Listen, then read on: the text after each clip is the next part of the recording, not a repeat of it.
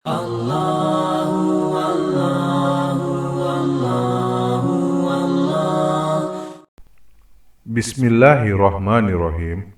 Assalamualaikum sahabat muslim.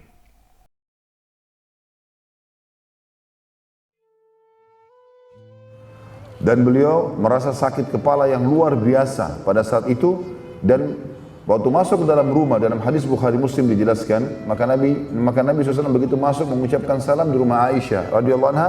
Aisyah pertama sekali melihat Nabi mengatakan, kepalaku sakit ya Rasulullah. Maka kata Nabi SAW, tidak wahai Aisyah, aku yang sebenarnya sedang sakit kepala, ya. Maka Aisyah berkata, wahai utusan Allah, apakah anda juga merasakan sakit sebagaimana kami merasakannya? Kata Nabi SAW, iya, bahkan kami kalangan para nabi merasakan 2 kali lipat dari apa yang dirasakan oleh 2 laki-laki di antara kalian. Jadi kalau misalnya demam kita itu 40 derajat itu sudah sangat panas, maka Nabi SAW 80, gitu kan? Jadi double dari penyakit itu. Dalam sebuah riwayat Bukhari, pernah ada seorang sahabat datang mengunjungi Nabi SAW di hari sakitnya beliau, lalu memegang dahi Nabi SAW karena panasnya. Maka dia mengatakan, aku tidak mampu untuk memegang dahi Nabi SAW karena panasnya. Lalu aku mengatakan, ya Rasulullah, sungguh anda telah ditimpa demam yang tidak normal, tidak biasanya. Sangat luar biasa, seperti api panasnya. Nah, kata Nabi SAW, benar. Karena kami akan diberikan cobaan 2 kali dari yang diberikan cobaan kepada kalian. Para nabi-nabi maksudnya. Lalu sahabat itu bertanya, ya Rasulullah, bagaimana dengan, apakah itu berarti anda dapat double pahala juga? Kata Nabi SAW, iya. Ya, kami akan mendapatkan itu. Lalu sahabat ini bertanya, ya Rasulullah, lalu siapakah ya orang yang paling berat cobaannya? Kata Nabi SAW, para nabi-nabi. Lalu datang orang-orang beriman yang mendekati iman para nabi, lalu seterusnya seperti itu. Maka cobaan akan datang sesuai dengan kadar keimanan seseorang. Nabi SAW waktu itu meminta agar mengunjungi para istri-istri beliau. Dan pada saat tiba di rumah Maimunah radhiyallahu anha, beliau sudah tidak mampu lagi SAW melanjutkan perjalanan karena sakit kepala dan demam yang sangat panas, ya. Lalu Nabi SAW meminta agar seluruh istri beliau radhiyallahu anhunna ummahatil mu'minin dikumpulkan. Lalu beliau menyampaikan kalau minta izin agar dirawat di rumah Aisyah radhiyallahu anha.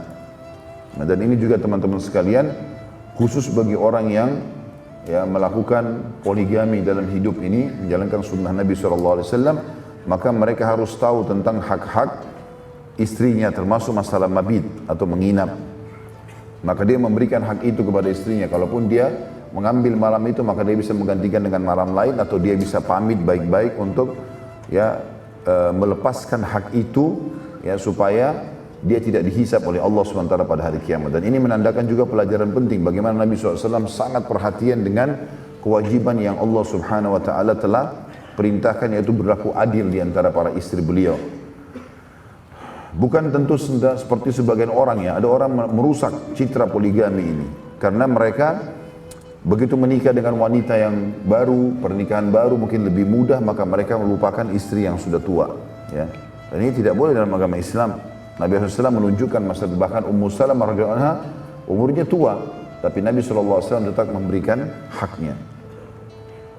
Waktu itu Nabi SAW karena demam, sakit kepala, ditopang oleh Fadl bin Abbas bin Abdul Muttalib dan Ali bin Abi Thalib radhiyallahu anhum ajma'in. Ya, Fadl ini anaknya Abbas, sepupu Nabi SAW. Lalu kata Fadl dalam riwayat Bukhari, sungguh kaki Nabi SAW terseret di tanah karena sudah tidak mampu mengangkatnya saat dibawa menuju ke rumah Aisyah radhiyallahu anha. Jadi sangat letih, sangat demam, sakit. Sahabat yang meriwayatkan hadis ini berkata, Nabi SAW ditimpa demam yang sangat berat sampai saat aku meletakkan telapak tanganku pada dahi beliau SAW, aku benar-benar tidak bisa tahan panasnya. Dan Nabi SAW sampai pingsan karena demam itu. Saat Nabi SAW sadar, beliau SAW meminta agar didatangkan 7 kendi air dari sumur. Lalu beliau minta para sahabat mengguyurkan air sumur tersebut ke tubuh beliau SAW agar meringankan demam yang beliau SAW rasakan. Ya, tentu ini ada hadis lain, ya, hadis sahih juga yang Nabi SAW mengatakan sungguhnya demam itu dari panasnya atau tiupan panasnya api neraka, maka dinginkanlah dengan air. Nah, kita kadang-kadang kalau demam malah takut kena air, ya. Padahal sunnah Nabi SAW justru pada saat itu dianjurkan mandi. Ya, untuk tentu juga dengan air yang hangat, ya, bukan berarti air yang dingin. Maka Nabi SAW waktu itu minta diguyurkan air dan diguyurlah air tersebut.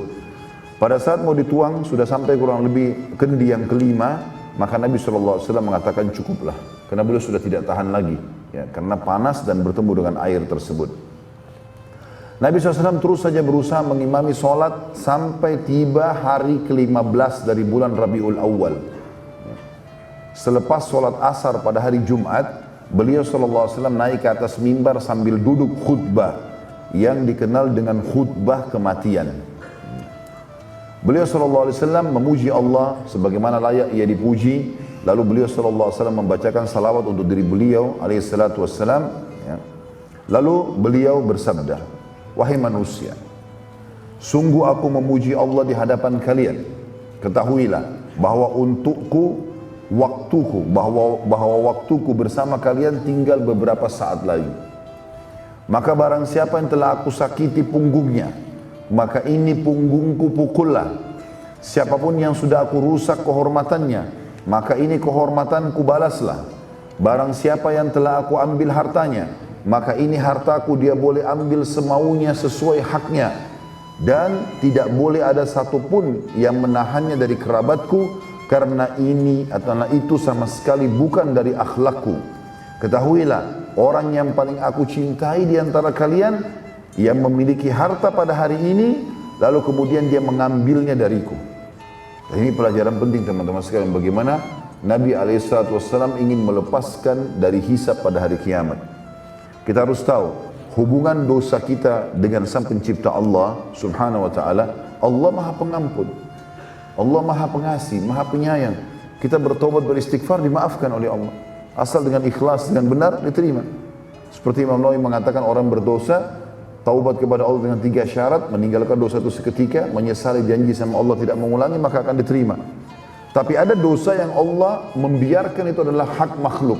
Kalau kita dosa dengan makhluk, seperti menggunjing, memfitnah, ya, apa sajalah, mencuri, memukul, menzalimi, mengambil haknya orang lain. Ini Allah SWT berikan kebebasan pemilik hak untuk menyelesaikan. Maka ini harus taubat nasuha kepada Allah dan juga mengembalikan hak orang tersebut. Maka Nabi SAW ingatkan di sini, sebelum meninggal beliau mengatakan, siapa yang punya hak ambil. Bahkan orang yang menuntut dari saya sekarang adalah orang yang paling aku cintai. Maka ada seorang sahabat sempat berdiri lalu mengatakan, wahai utusan Allah, sungguh aku memiliki 3 dirham yang belum Anda kembalikan. 3 dirham ini sedikit sekali, ya. Maka para sahabat yang lain menghardiknya, mengatakan, bagaimana bisa engkau meminta 3 dirham dari Rasulullah SAW? Halalin, selesai gitu. Ya, kadang-kadang Nabi SAW kalau lagi jalan, ada sesuatu yang beliau pengen, lalu sahabat buru-buru membayarnya. Sebenarnya Nabi SAW juga tidak utang di sini, ya, tapi dia berusaha untuk membayarkan untuk Nabi SAW.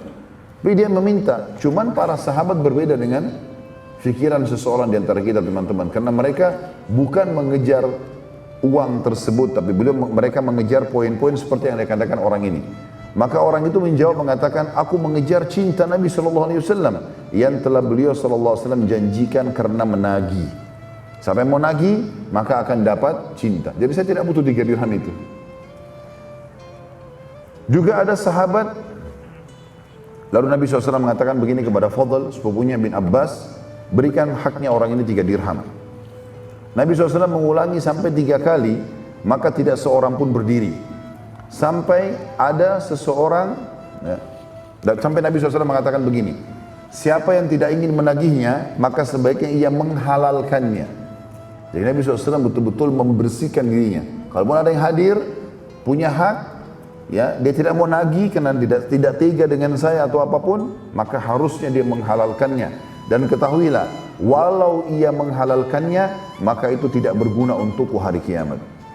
Artinya tidak ada manfaatnya buat aku itu, ya. Dan aku tidak dapat menambah pahalaku, tapi dia malah yang dapat pahala.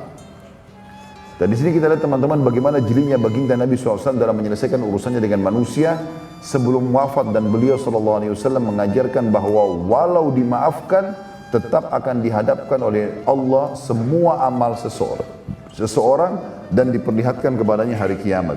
Jadi misalnya, antum pernah punya masalah sama seseorang. Lalu antum mengatakan, maafin saya. Dia mengatakan, baiklah, saya sudah maafkan. Ya. Ini, perilaku ini tetap akan kita saksikan pada hari kiamat. Ini, pada saat tanggal ini, di hari ini, di lokasi ini, kamu pernah menggunjing orang ini. Kemudian pada hari ini, pada waktu ini, di tempat ini, kamu minta maaf dan kamu dimaafkan. Jadi bukan berarti dihapus di sini, dimaafkan lalu tidak tertulis di buku amal. Semuanya di buku amal teman-teman, baik dosa yang pernah kita lakukan dan kita bertaubat atau kita tidak bertaubat darinya, semuanya akan dilihat. Maksud dalam firman Allah SWT, "Faman ya'mal mithqala dzarratin khairan yara, wa man ya'mal mithqala dzarratin syarran yara." Siapa yang berbuat seperti biji sawi dari kebaikan dia akan lihat, siapa yang berbuat seperti biji sawi dari keburukan dia akan melihat. Artinya, walaupun dia sudah taubat tetap akan dipaparkan untuknya pada hari kiamat. Dan ini juga sebagian ulama mengatakan diambil dari statement Nabi SAW, kalaupun dia sudah maafkan maka tidak berguna bagi aku. Wallahu a'lam bishawab.